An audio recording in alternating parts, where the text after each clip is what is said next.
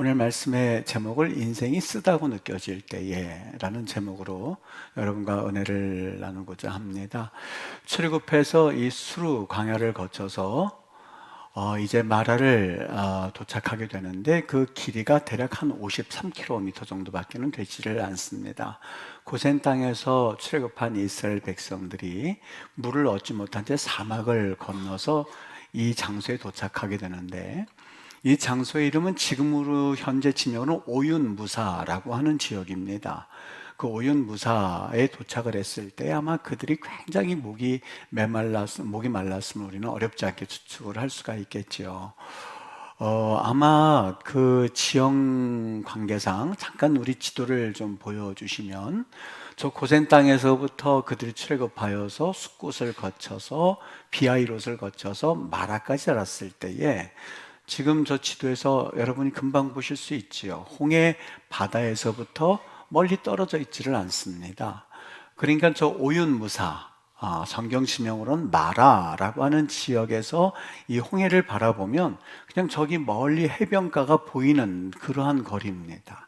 그러다 보니까 이 바닷물이 지하를 통하여서 그래서 그 우물에 들어가지 않았을까. 그래서 그 물을 먹었더니 아주 짠 거예요. 얼굴을 찡그리면서 이거 먹을 물이 못 되네. 그리고 다 뱉어버렸죠. 그리고 나서 그 지역 이름을, 그 장소 이름을 쓰다라는 의미의 마라라고 그들이 불렀습니다. 이스라엘 백성들이 하나님께 원망하고 불평하는 그 모습이 이제 시작되는 또 하나의 홍해를 건넌 다음에 첫 번째 사건이었습니다. 그때에 하나님께서 한 나무를 가리키셨는데 그 나무를 잘라다가 물에 던졌더니 물이 단물이 되었습니다. 어떤 이들은, 학자들은 흔히 생각하기를 거기에는 그루쿠드라고 하는 나무가 있는데 그 나무의 열매를 따서 집어넣으면 중화작용을 일으키기 때문에 아무리 짠물이나 아니면 독성이 있는 물이라 한다 할지라도 해독이 되어서 마실 수 있다라고 하는 그러한 의견을 제시하기도 합니다. 그런데 이것은 그리 설득력이 있지 않습니다. 그 당시 사람들이 한 200만 명이나 되는 사람들이 그 물을 마시기 위하여서 그 물을 중화시키기 위해서는 여러분 열매 한두 개 가지고는 그것이 불가능했었거든요. 그 귀한 그 구루쿠드이라고 하는 그 나무 열매가 그 지역에 많이 있지도 않을 뿐더러, 그리고 그 많은 열매가 있다 한다 하더라도 200만 명이 되는 그런 사람들이 물을 마시기 위해서 추가작용을 시켰다라고 하는 것은 설득력이 없다고 하는 것이죠. 또 하나는 하나님께서 나무를 가리키실 때에 그루쿠드라고 하는 그 나무, 하에츠라고 하는 정관사를 써서 기록해 주셨다면 어떤 특정한 나무를 가리키나 보다라고 볼 수가 있는데, 성경에 보면 그 정관사 더가 없습니다. 그냥 에츠, 나무라고 표현하고 있습니다. 그러니까 성경에서도 이거를 한 나무를 가르치시니라고 그렇게 표현을 함으로써 어떤 특정한 나무라기보다도 일반적으로 우리가 볼 수 있는, 그 근처에서 볼 수 있는 어떤 나무를 하나님께서 가리키셨고 그 나무를 잘라서 넣었더니 물이 단물이 되었었던 겁니다. 여러분, 여기에서 어떤 특정한 나무가 아니라 하나님 손에 붙잡히면 그 나무가 특정한 나무든 아니면 일반적인 나무든, 능력이 있든 또한 능력이 좀 부족하든 할 것이 없이 하나님 손에 붙잡힐 때 놀라운 기적은, 또한 기적의 주인공은 될 수 있구나 하는 것을 보게 됩니다. 그런데 오늘 말씀 가운데서 그러한 기적을 일으키시고 나서 하나님이 하나님을 스스로 가리켜 말씀하실 때에 나는 치료하는 여호와다, 이렇게 말씀하셨다는 겁니다. 여러분, 일반적으로 성경에서는 하나님의 속성에 관해서 이야기할 때 대부분 그 사건과 연관된 이름을 가지고 하나님을 고백하기도 하고 하나님이 스스로 이야기하시기도 하거든요. 출애굽기 3장에서 하나님이 모세를 대하여서는 하나님을 누구라고 말하면 되겠습니까? 하실 때 하나님께서 나는 스스로 있는 자니라 라고 말씀하실 때에 그 내용은 모세와 이스라엘 백성들에게 나는 살아있는 하나님이거든 이라는 것을 강조하기 위해서 말씀해 주신 장면입니다. 이삭을 드리러 아브라함이 3일길을 가서는 그 모리아 산에서 이삭을 잡을 때에 하나님이 멈추게 하시고 대신 양을 준비하셨죠. 그 모습, 광경을 보면서 아브라함은 너무너무 감사했던 거예요. 그래서 그때 하나님을 고백하기를, 하나님은 모든 것을 예비하신 하나님이구나. 나에게 있어서 필요한 것들을 다 공급하시고 재물을 하나님께서 준비해 주실 거야 라고 말씀하셨는데, 정말 그런 하나님이구나 라는 고백을 가지고 여호와 이레라는 말은 지금도 그가 준비할 거다 라고는 현재 사용하는 언어입니다. 하나님께서 준비하실 거야 라고 하면서 그 이름을 그가 그렇게 고백함으로써 하나님을 인정하고 또 하나님을 섬겼던 아브라함을 우리는 볼 수 있거든요. 오늘 짠물을, 이 쓴물을 단물로 바꾸셨을 때에 하나님은, 봐라, 나는 전능한 하나님이야, 나 엘샤다이, 나 전능한 하나님이야, 이렇게 말씀하셔도 됐을 거예요. 나 기적의 하나님이야 라고 말씀하셔도 됐을 거예요. 쓴물을 단물로 바꾸는 기적의 하나님이야 라고 말씀하실 수도 있었을 텐데, 하나님께서 그 쓴물을 단물로 바꾼 하나님, 그 기적을 경험한 이스라엘 백성이 나는 너희를 치료하는 하나님이야 라고 말씀을 하시는 광경을 보게 됩니다. 하나님이 도대체 왜 그 말씀을 하셨던 걸까? 여러분, 하나님이 그 말씀을 하셨던 것은 그들이 마라에서 발견한 물을 쓰다고 표현하면서 마라라고 말했던 것과 어느 정도 연관이 있습니다. 우리 조금 전에 지도에서 보았던 것처럼 저 멀리서, 그렇게 멀지도 않습니다. 그냥 뛰어가면 그냥 해변에 닿을 수 있을 만한 정도, 해변 물가에서 떨어져 있지 않는 장소가 오윤무사라고 하는 마라라고 하는 지역이거든요. 눈에 보일 만큼 가까운 위치에 있었기 때문에 울물이 스며들어서 사실상 그 물은 쓴 것이 아니라 짰을 겁니다. 그 물을 실컷 들이고 나서 못 먹는 물이가 뱉었을 때에 그들이 지었어야 할 이름은 마라가 아니라 바로 멜라흐, 짜다라는 의미의 멜라흐라고 지명을 붙였어야 했거든요. 그런데 그들은 마라라고 이름을 썼습니다. 왜 그랬을까? 이 한 여인이 모압 땅에서 이제 자신의 모든 것을 잃어버린 여인이 있었습니다. 자신의 남편도 잃어버렸고 자신의 두 아들도 거기에서, 그 땅에서 죽었거든요. 일반적으로 자기의 고향에서 그 일을 당했어도 마음이 서러운 법인데, 이국 땅에서 그 일을 당했으니 얼마나 기가 막혔겠습니까? 안 되겠다, 다시 내 고향으로 돌아가자 해서 베들레헴으로 돌아왔어요.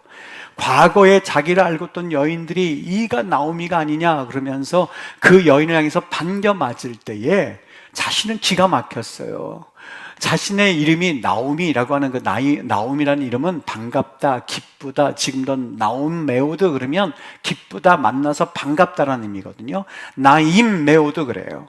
그러니까 나오미라고 하는 말 자체가 기쁘다, 희락이다, 감사하다, 그리고 정말 당신을 보면 정말 내 모든 것에 기쁨이 샘솟는다, 이런 의미 있는데, 나 그렇게 부르지 말아라. 이국 땅에서 지금 내 남편이 죽고 두 아들을 다 떠나보내고 이제는 이방 여인 하나를 데리고 오는 내 인생은 얼마나 고달픈 인생인지 몰라, 얼마나 쓰디쓴 인생인지 몰라. 이제부터 내 이름은 나오미가 아니라 이제부터는 마라라 불러라. 이는 전능자가 나를 심히 괴롭게 하였느니라 라는 이야기를 함으로써 사실 그 이름 자체, 마라란 이름 자체, 자기의 감정과 어떤 자기의 살아온 인생이 투영이 되어서 이름을 붙였음을 알 수가 있거든요. 사흘길을 왔어요. 그리고 그들이 그것 그 사막 가운데서 발견했던 물은 쓰디쓴 물이었었어요. 짠물이었었어요. 그 물을 마셔가면서 그들이 뭘 느꼈을까? 하나님의 백성으로, 하나님의 도움으로 출애굽을 했지만 홍해를 건너와서 시내산으로 가는 상황 가운데서 목이 말라서 자기 처자식도 목이 말라서 막 애걸복걸하는 그 모습을 보면서 자신들의 상황을 그 물에 반영을 시켰던 거죠. 투영을 시켰던 거죠. 하나님의 백성이긴 하지만 그 정체성을 잃어버린 400년 동안 애굽에서 포로 생활하던 그 백성들, 하나님 나라를 향해서 나아가긴 하지만 아무것도 성취되지 않은 채 사실 어느 것 하나 자기의 마음대로 하지 못하는 자신들의 모습, 자존감마저 다 사라진 모습, 하나님을 마치 자신을 향해서 물을 뱉어내는 것처럼 그 물을 뱉어내고는 자신들의 모습을 보면서 자기의 인생을 투영시켜서 마라라고 이름을 지었었던 겁니다. 여러분, 여기 이 모습을 가만히 지켜보면서 이스라엘 백성들이 그때부터 원망을 자신의 지도자 모세에게 돌리기 시작해요.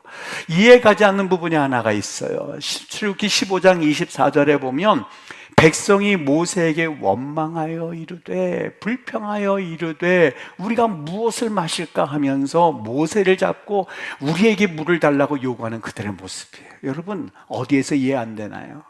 지금 그들을 앞에 펼쳐져 있는 바로 저기 눈에 보이는 것은 홍해가 펼쳐져 있거든요. 사흘기라고 그랬으니 바로 사흘 전에 어떤 일이 일어났나요? 하나님께서 홍해를 가르셔서 200만 명이나 되는, 여러분 200만 명을 가만히 생각해 보니까 백렬 종대로 해가지고 한 몇 시간을 걸어야만 200만 명이 빠져나갈 수 있는 그러한 무리들입니다. 그 무리들을 다 빠져나가게 하고 나서 애굽 백성들이, 애굽 군대가 들어왔을 때는 물을 덮어서 그들을 수장시켰던 광경을 똑똑히 봤거든요. 300년도 아니고 30년도 아니고 3년도 아니고 바로 그 일이 3일 전에 일어났어요. 바로 그 눈앞에서 저 바다예요. 눈에 보이는 바다예요. 아이들한테도 그저께 무슨 일이 있었는지 알지? 저기 바다에서 사람들이 다 건너오고 어떤 애굽 군대는 거기서 빠져 죽는 걸 그들이 생생하게 쳐다봤어요. 3일밖에 되지 않았는데 뒤에는 바로 그 기적이 났던 바다가 있는 그 상황 가운데서 모세를 향하여서 우리에게 물을 주시, 그들이 원망하는 그 모습이 도저히 이해가 되지 않았던 거예요. 도대체 무슨 상황일까? 도대체 어떤 상황일까? 물론 여러분, 모든 우리의 문제는 죄서부터 시작이 됩니다. 로마서 1장 28절 말합니다. 그들이 마음에 하나님 두기를 싫어하며, 아담과 하와가 에덴 동산에서 죄를 짓고 난 이후에 하나님 두기를 싫어하며 그 합당하지 못한 일을 하게 하셨으니 불의, 추악, 탐욕, 악의, 시기, 살인, 분쟁, 사기, 악독이 가득한 자요, 수근수근하는 자요, 비방하는 자요. 우리의 타락한 본래 모습이긴 하거든요. 그런데 아무리 죄악된 백성이라 한다 하더라도 뒤에 금방 한 3일 전에 있었던 그 엄청난 사건을 경험한 이스라엘 백성들이 바로 그 기적의 현장 앞에서 모세를 향해서 원망하는 모습이 도대체 이해가 안 됐어요. 이것이 어떻게 가능할까? 30년 지났다면 그래도 조금 오래됐으니까, 3년 됐으면 그래도, 그것도 좀 그렇지만 그래도 3일밖에 지나진 않았어요. 근데 그들이 지금 모세를 향해서 원망하고, 여러분 이거 이해되십니까? 여러분들 그게 당연하지, 그럴 수 있지, 그게 이해가 되십니까? 도대체 이해가 안 됐어요. 그런 중에 크리스찬 투데이에서 불평이라고 하는 기사가 하나 실렸어요. 참 재밌게 읽었어요. 여러분, 세상에서는 가르치지 않고도 자연스럽게 배울 수 있는 것들이 많다고 그래요. 이를테면 가장 첫 번째가 어린아이가 태어나자마자 생존 본능으로 어머니의 젖을 빠는 일은요, 그거는 자기의 생존과 관계되기 때문에 자연스럽게 배워나가는 일이에요. 몇 가지가 있어요. 그런데 그 중에 한 가지가 뭐냐? 배우지 않고 가르치지 않아도 자연스럽게 생겨나는 인간만이 갖는 죄의 습성 가운데 하나가 불평이라는 거예요. 인간의 영혼을 병들게 하는 세 가지 병이 있는데, 불평과 거짓말과 이간질, 그건 영혼의 그 병을 들게 하는 세 가지예요. 그래서 그 병의 첫 번째 단계가 있는데, 이것을 일컬어서 그 저자는 이렇게 말하네요. unconscious incompetence. 뭐냐면 쉽게 말하면 무능력, 그리고 무의식적, 이렇게 번역하면 되겠어요. 아마 무의식적 무능력, 이걸 첫 번째로 꼽았어요.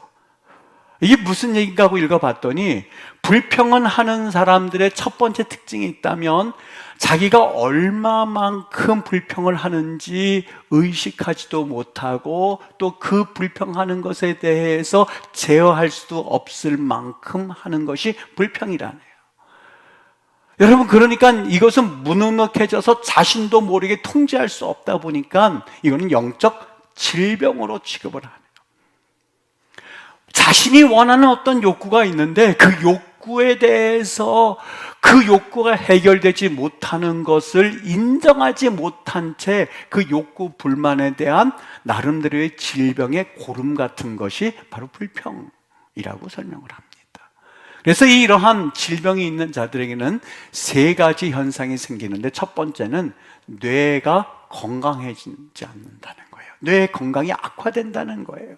여러분, 한 가지 일을 하다 보면 이 시냅스라고 하는 것이 발달되는데, 제가 이 시냅스가 잘 몰라서 한번 문의를 드렸어요. 이게 시냅스가 뭡니까 했더니, 여러분 이 뇌에 보면 이 뇌의 길들이 있지 않습니까? 이렇게 쪼글쪼글쪼글한 거 있지 않습니까? 이게 이제 시냅스라고 하는 거예요.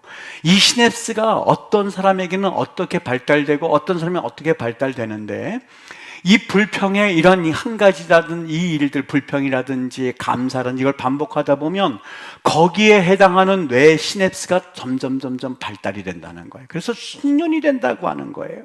이게 인간에게 있어서 감정이나 생각에 똑같이 적용된다는 거예요. 그러니까 불평을 계속 하다 보면 자기도 모르게 이 시냅스가 발달이 돼가지고, 또 감사를 하다 보면 이 시냅스가 발달이 돼서 정보가 들어오면 발달된 곳으로 이 정보가 흘러가게끔 되어 있는 거예요. 그러니까 이제 이해가 되더라고요. 12명의 정탐꾼이 똑같은 사건을 보고 10명은 자기의 죽는 길을 택했고 2명은 사는 길을 택했어요. 여호수아 갈렙은 사는 길을 통해서 약속의 땅으로 들어갔던 이유가 단순히 그 사건만을 가지고 있었던 것이 아니라 그들의 삶이 그랬어요.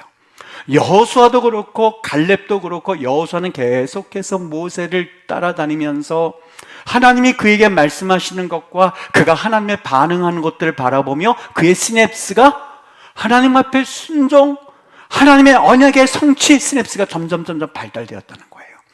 말씀의 시냅스가 점점 넓혀졌던 거예요. 그러니까 2명의 정탐꾼은 올라가서 치십시다, 이길 겁니다 하는 그러한 은혜를 경험하였고, 10명의 정탐꾼은 그 시간만 그랬던 것이 아니라 그들의 삶 자체가 그랬어요. 약속의 땅만 그랬던 것이 아니라 그들의 삶 자체, 그들의 운명 자체가 그렇게 발달되어 왔었던 거예요. 무슨 이야기를 듣더라도 그쪽으로 흘러가는 시냅스가 발달되어 있다 보니까 약속의 땅을 보면서도 안 됩니다. 우리는 그들의 밥입니다. 모세가 거짓말하고 있는 겁니다. 거기 들어가면 죽습니다 라는 일을 함으로써 사실 그러한 결과를 낳을 수 있었던 거죠. 이게요, 두 번째는 쉽게 전염이 된답니다. 어떻습니까? 10명의 정탐꾼이 했었던 그 이야기로 인해서 자신들만 죽은 것이 아니라 그 이야기를 추종하는 세력까지 모두 죽게 만들었던 거예요. 48년도에 매사추세츠의 프리밍엄 마을에서 주민 5,200명을 대상으로 해서 60년 동안 연구를 진행했대요. 근데 참 신기한 게, 어느 날 갑자기 그 마을에서 우울증이 생겨나고 분노 조절 장애가 되고, 장애가 안 되고 외로움이 생겨나기 시작했는데, 이것이 발생하고 나니까 주민들에게 급속도로 퍼져나가는 현상을 발견했답니다. 참 이것은 왜 어떤 모습 때문에, 여러분 이게 이해가 돼요? 앞에서는 금방 3일 전에 그 기적을 경험하였는데 왜 그 앞에서 모세를 향해서 원망하고 그런 불평을 하고 있을까? 이해가 됐었어요. 여러분, 조금 전에 하나님의 말씀을 듣고 은혜를 받았는데 여기 지금 까져가지고 피가 흐르고 있는데 이거 만지면 안 쓰라립니까? 그저 쓰라는 거예요. 질병이었던 거예요. 질병이었던 거예요. 이게 이해가 되어지기 시작했어. 이게 불평이라는 게 질병이었구나, 병이었구나, 전염병이었구나. 그러니 금방 3일 전에 경험했던 그 약속의 땅에 대한 약속을 가지고 홍해를 건너왔던 백성들은 단순히 손이 까져 있으면 그것과 상관이 없이 아픈 것처럼 그 마음 가운데 10명의 정탐꾼에 흐르는 그, 어떻게 보면 그러한 속성을 가지고 그들이 그대로 그들에게 전수를 시켜서 그들의 족속이 어떻게 보면 10명의 정탐꾼이 자기도 못 들어가고 남들도 못 들어가게 하는 스냅스로서 연결이 되었었던 거예요. 세 번째가, 그 불평의 특징을 이 사람이 이렇게 말해요. 몸을 망치게 된답니다. 킨소 주립대 연구팀에 의하면 회사나 가정에서 부정적인 생각을 자주 하는 편이라고 응답한 사람들은 보통 사람에 비해서 코르티솔 호르몬 분비량이 2배가량 많아진다고 합니다. 여기 코르티솔 호르몬 분비량이 2배까지 많아지는데 이게 무엇인지는 저도 정확하게 이해는 못했습니다만, 이것이 많아지게 되면 그때부터 나타나는 현상이 뭐냐면 면역력이 있는데, 우리 몸을 보호하는 면역력이 있는데 그것을 감싸서 더 이상 면역력이 활동하지 못하도록 붙잡고 있답니다. 그러니까 혈압은 높아지게끔 돼 있고 심장병 발병 확률이, 비만, 당뇨 노출 확률이 바로 이 코르티솔 호르몬이 많아지면 더 안 좋아진다는 거예요. 여러분, 그 이스라엘 백성들이 마라라고 했었던 그 불평의 모습들이 자신들에게만 끝난 것이 아니라 퍼져나가기 시작했고, 마라라의 영향을 받았던 이들이 모세에게 원망하면서 우리에게 마실 것을 달라고 했던 그 모습은 단순히 불평의 현상이 아니라 마치 질병 가운데 있는 전염병에 걷혀 있는 그들을 바라보면서 주님께서 내가 너희들 치료할 테니, 내가 너희들 치료하겠으니, 내가 너희들 낫게 하겠으니 나는 치료하는 여호와다 라고 하는 하나님이 스스로 나는 의사다. 지금도 여호와 라파 할 때 라파가 로페 의사거든요. 지금도 의사를 할 때 로페 그러거든요. 라파, 내가 너희들 치료하는 의사란다, 내가 너희들 치료할 거야 라고 하는 그 말씀을 우리 하나님께서 주셨던 거예요. 여러분, 질병은요 그냥 치료를 받아도 되고 안 받아도 되는 성격이 아니에요. 그렇지 않습니다. 병고침의 사역은요, 예수님이 이 땅에 오실 때에 목숨을 걸고 현실과 타협하지 않고 유대인들이 뭐라고 하든 그 병자를 고치셨어요. 믿으십니까?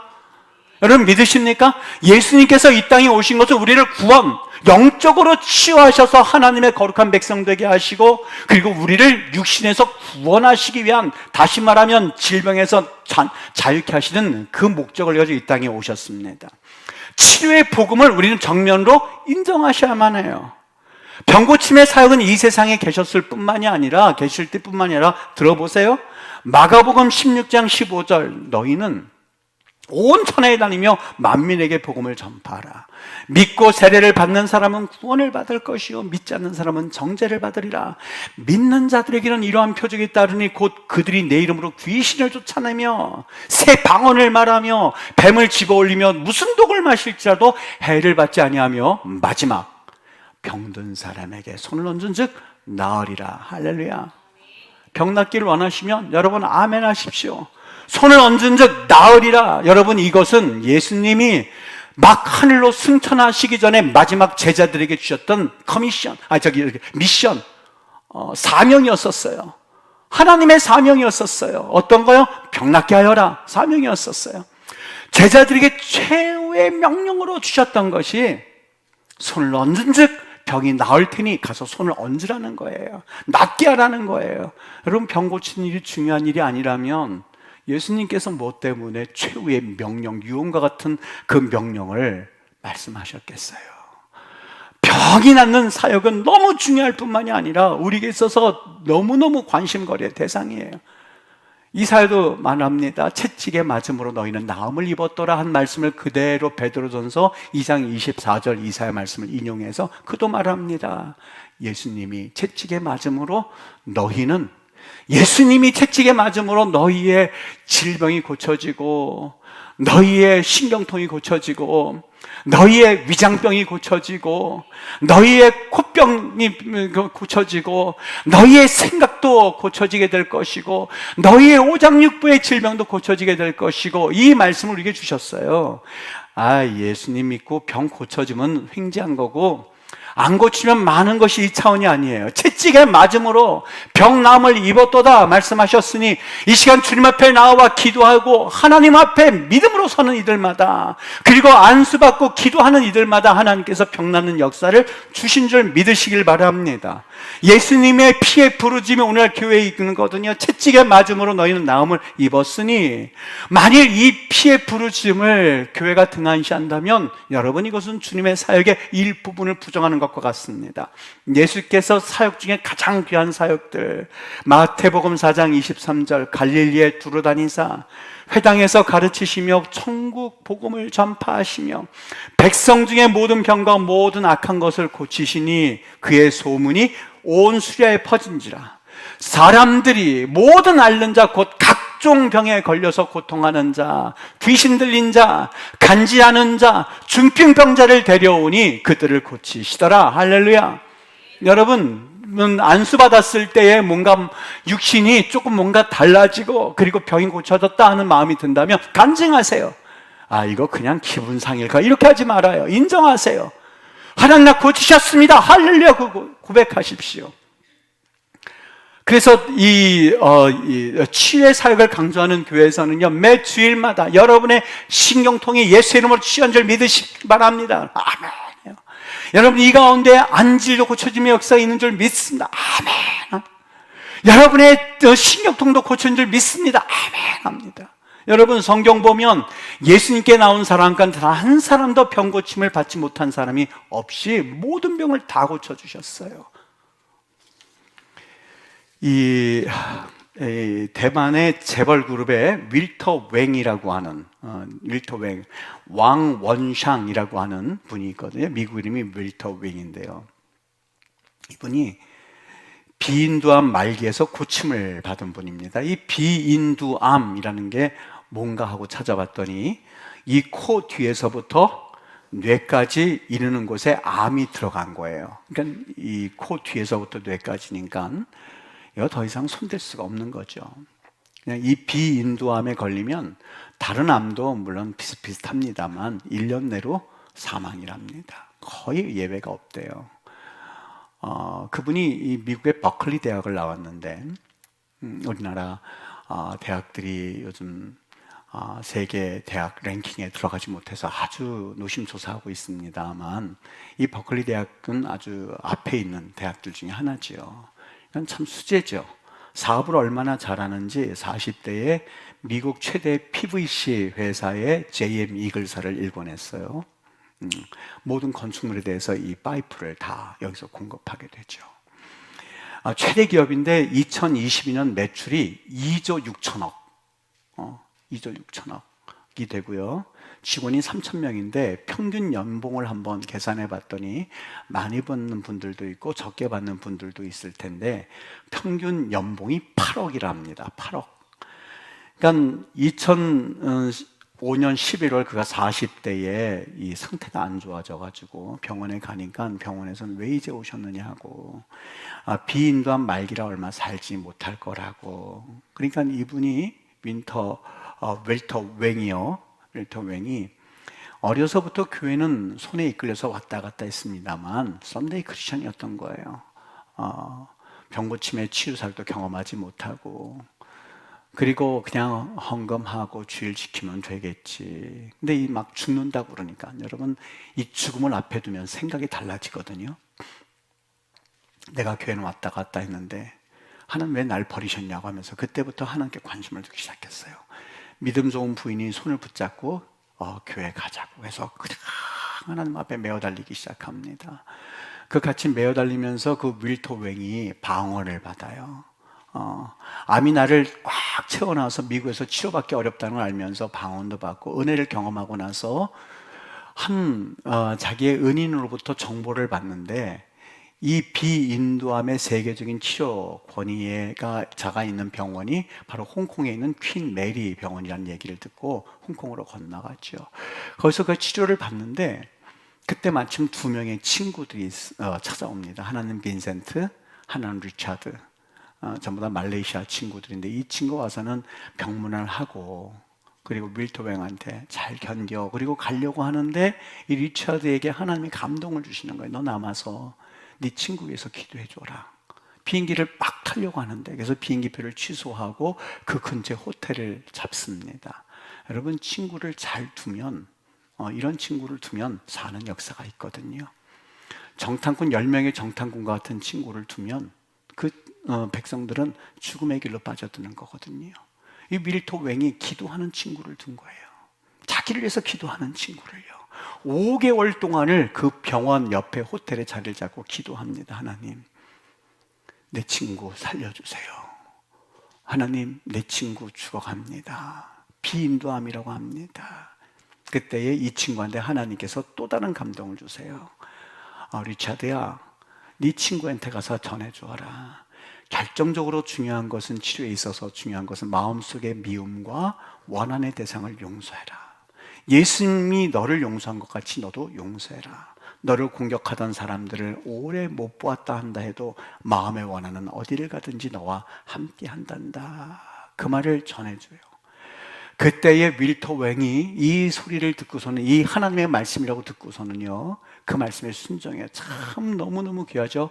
리차드는 주의 음성을 듣고 전해주고, 여러분 그 음성이 들려질 때는 하나님이 살 길이기 때문에 기회를 주시는 거거든요. 그걸 붙잡은 거예요. 윌터 웽이 그걸 붙잡은 거예요. 아, 이걸 난 살라고 하나님께서 음성 들려주셨구나. 친구를 통해서 음성 이거 붙잡으면 살거든요. 잡았어요. 기도하기 시작합니다. 나에게 상처를 입혔지만 하나님 내가 그를 용서합니다. 한 사람 한 사람 놓고 기도하기 시작합니다. 그리고 여러분 그 암 치료 받으신 분들은 아신다고 하는데, 키모테라피를 받는데 96시간 받는데 고통스럽더랍니다. 너무 고통스럽더라고요. 기도하면서 봤는데 두 번째 96시간 키모테라피를 받는데 견딜만 하더래요. 신기한 것은 그 키모테라피를 받고 방사선을 총 34번을 받아야 되는데, 키모테라피를 받고 나서 딱 병실에 왔는데, 그 전에는 메스꺼워서 다 토하고 밥도 먹지 못하고 몰골이 초췌해서 죽어가는 그런 상황, 연상을 할 만큼 너무 심각한 상황이 일어났는데, 두 번째 키모테라피를 받고 96시간 받고 나서 딱 도착했는데 갑자기 배가 고프더래요. 그래서 윌터 웽이 가서 미국에서 내가 먹던 피자 좀 가져오게 해라고. 그래서 그거를 먹고 있다 보니까 의사 선생님이 와가지고 막 호통을 치더랍니다. 오늘날 지금 목숨이 지금 이런 사람이 이렇게 영양가 없는 피자를 먹고 견딜 수 있겠느냐고. 입이 돌면 영양가 있는 야채를 해서 이렇게 먹어야지. 근데 자기는 그 피자가 먹고 싶은 걸요. 얼마나 맛있게 먹었는지 한 판을 다 먹은 거예요. 한 판을 다 먹고 나서 그윽하고 있는데 힘이 나더랍니다. 그러면서 조금 힘이 나니까 운동하고 또 34번의 방사선 치러 갔는데 그렇게 힘들지가 않더래요. 옆에 있는 환자들이 다니면서 자기를 보면서 다른 환자에서는 볼 수 없는데 왜 그렇게 급속하게 회복되고 있는 것처럼 보이냐, 무슨 비밀이 있냐 그랬더니 그 윌터 웽이 기도의 능력입니다. 기도의 능력입니다. 비두암 말기를 받은 이 선고를 받은 사람은 1년이 아니야 6개월이면 끝나는 인생인데, 여러분 2005년도부터 작년까지, 재작년까지 살았다는 걸 확인했으니까요, 대략 한 18년 정도 지났는데 건강한 거예요.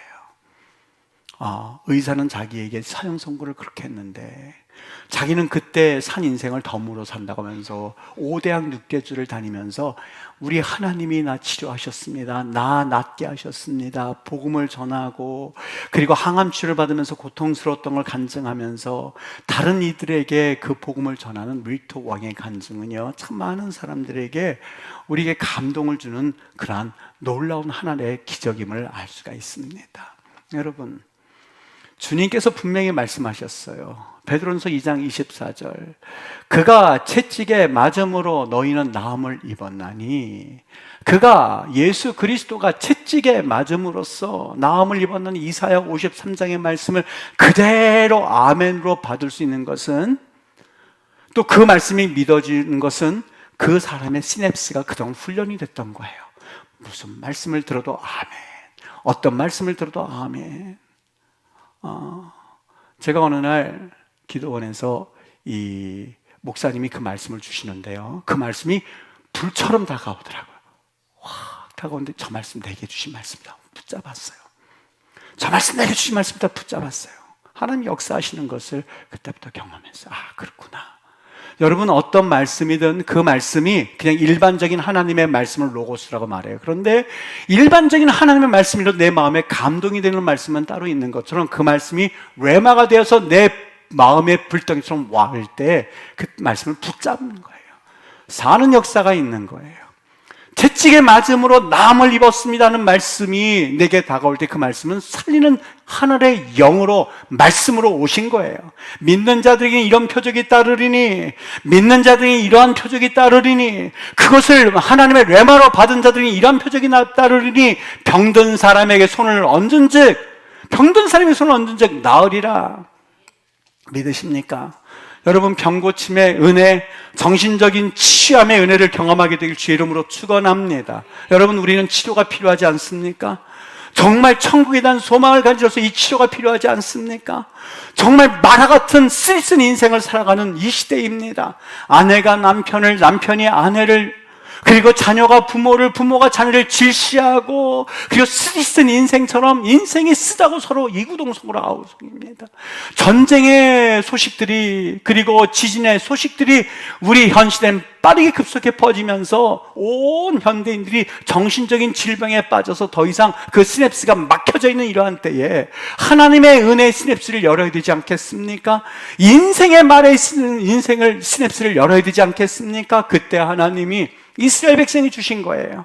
당장 물이 필요한 이스라엘 백성들에게 주님께서 물을 공급하시면서 가장 첫 번째 주셨던 말씀, 나는 너희를 치유하는 하나님이란다. 아니 아도나이 로페하. 여기 단수로 표현되어 있어요. 단수예요. 나는 너를 치유하는 여호와니라.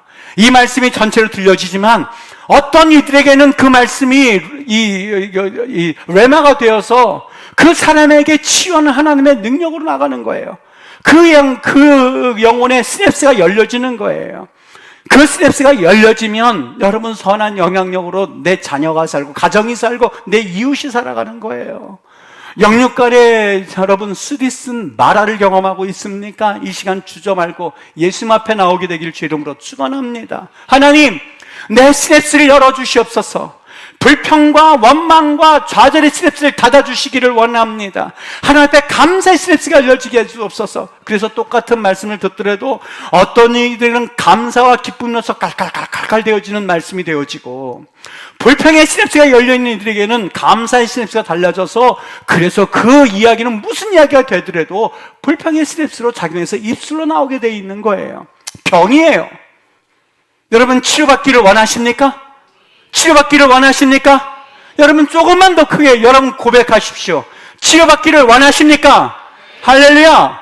치료받기를 원하신다면 믿음으로 아멘으로 화답하시기를 주 이름으로 축원합니다. 오늘 이 시간 하나님께서 여러분의 그런 치유의 왕선을 내려주시기를 주 이름으로 축원합니다. 하나님의 그런 거룩한 은혜를 경험하시기를 주 이름으로 축원합니다. 오늘 빈손 그대로 예수님 앞에 죄사함을 받고 하나님 앞에 치유함을 받으시기를 주의 이름으로 축원합니다. 회개하고 깨어진 영혼이 되십시오. 하나님 앞에 손을 얹은 즉 주님께서 낫게 하신다고 말씀하셨으니 어떤 질병에 있든지 우리 하나님이 치유하시는 거룩한 이 아침이 되기를 주의 이름으로 축원합니다. 여러분만 치유받는 것이 아니라 아멘이라 고백한 이들에게 가정도 치유받게 되기를 주의 이름으로 축원합니다. 여러분의 직장도 치유받기를 주의 이름으로 축원합니다. 이 거룩한 영혼들이 교회를 치유하여서 하나님의 거룩한 놀라운 일들을 감당하는 우리 임마누엘 교회 성도들 되시기를 예수 그리스도의 이름으로 간절히 축원합니다. 여러분 우리 한번 이 귀한 찬양으로 고백했으면 좋겠어요. 고단한 인생길이에요. 힘겨운 오늘이지만 예수님 내 마음 아십니다. 지나간 아픔, 마라 같은 내 인생 주님 아시니 주님 역사해 주옵소서 하는 마음으로 우리 한번 고백함으로 찬양할게요. 고단한 인생길 힘겨운 오늘도 예수 내 마음 아시네. 지나간 아픔도 마주할 세상도 예수 내 마음 아시네. 하루를 살아도 기쁨으로 가리 예수 늘 함께 하시네. 후회도 염려도 온전히 맡기리 예수 늘 함께 하시네. 믿음의 눈 들어 주를 보리 이 또한 지나가리라. 주어진 내 삶의 시간 속에 주의 뜻 알게 하소서.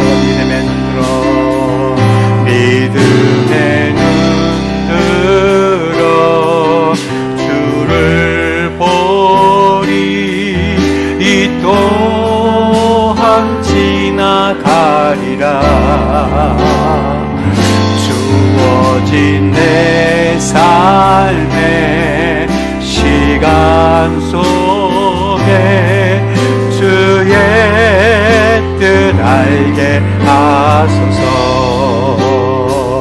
믿음의 눈 들어 주를 보리. 이 또한 지나가리라. 주어진 내 삶의 시간 속에 주의 뜻 알게 하소서.